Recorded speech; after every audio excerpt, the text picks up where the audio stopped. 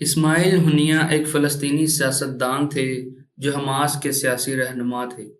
اس عسکریت پسند تنظیم جس نے 2007 سے غزہ کی پٹی پر حکومت کی ہے، 2017 سے 2024 میں ان کے قتل تک وہ زیادہ تر قطر میں مقیم تھے۔ ہنیہ 1962 یا 1963 میں اس وقت کے مصر کے زیر کنٹرول غزہ کی پٹی کے التشی پناہ گزین کیمپ میں پیدا ہوا تھا، ان والدین کے ہاں جو 1948 کی فلسطین جنگ کے دوران اشکلون سے بے دخل ہو گئے تھے۔ انہوں نے 1987 میں غزہ کی اسلامی یونیورسٹی سے عربی ادب میں بیچلر کی ڈگری حاصل کی، جہاں وہ سب سے پہلے عسکریت پسند گروپ حماس کے ساتھ شامل ہوئے، جو اسرائیلی قبضے کے خلاف پہلی انتفاضہ کے دوران تشکیل دیا گیا تھا۔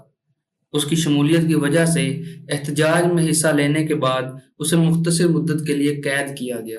1992 میں رہائی کے بعد انہیں لبنان جلا وطن کر دیا گیا۔ ایک سال بعد وہ غزہ کی اسلامی یونیورسٹی میں ڈین بننے کے لیے واپس آئے۔ ہنیہ کو 1997 میں حماس کے دفتر کا سربراہ مقرر کیا گیا تھا اور اس کے بعد تنظیم کی صفوں میں اضافہ ہوا تھا۔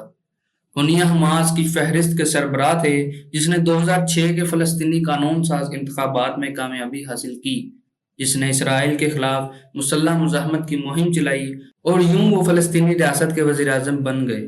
تاہم فلسطینی صدر محمود عباس نے 14 جون 2007 کو ہنیہ کو عہدے سے برطرف کر دیا۔ اس وقت جاری الفتح حماس تنازع کی وجہ سے ہنیہ نے عباس کے فرمان کو تسلیم نہیں کیا اور غزہ کی پٹی میں وزارت عظمیٰ کے اختیارات کا استعمال جاری رکھا۔ ہنیہ 2006 سے فروری 2017 تک غزہ کی پٹی میں حماس کے رہنما تھے۔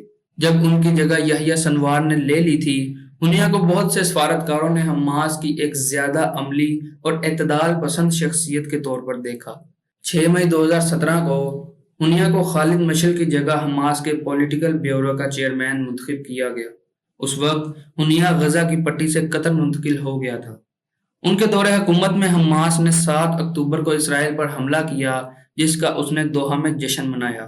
2023 کے آخر میں حماس کے حملے کے بعد اسرائیل نے حماس کے تمام رہنماؤں کو قتل کرنے کے اپنے ارادے کا اعلان کیا۔ مئی 2024 میں بین الاقوامی فوجداری عدالت کے پروسیکیوٹر کریم خان نے فلسطین میں ICC کی تحقیقات کے حصے کے طور پر ہنیہ اور حماس کے دیگر رہنماؤں کے لیے جنگی جرائم اور انسانیت کے خلاف جرائم کے لیے وارنٹ گرفتاری کے لیے درخواست دینے کے اپنے ارادے کا اعلان کیا۔ 31 جولائی 2024 کو ہنیہ کو اپنے نو منتخب صدر کے افتتاح کے لیے ایران کے دورے سے 2 ماہ قبل تہران میں ایک رہائش گاہ میں سمگل کیے گئے دھماکہ خیز مواد کے ذریعے قتل کر دیا گیا۔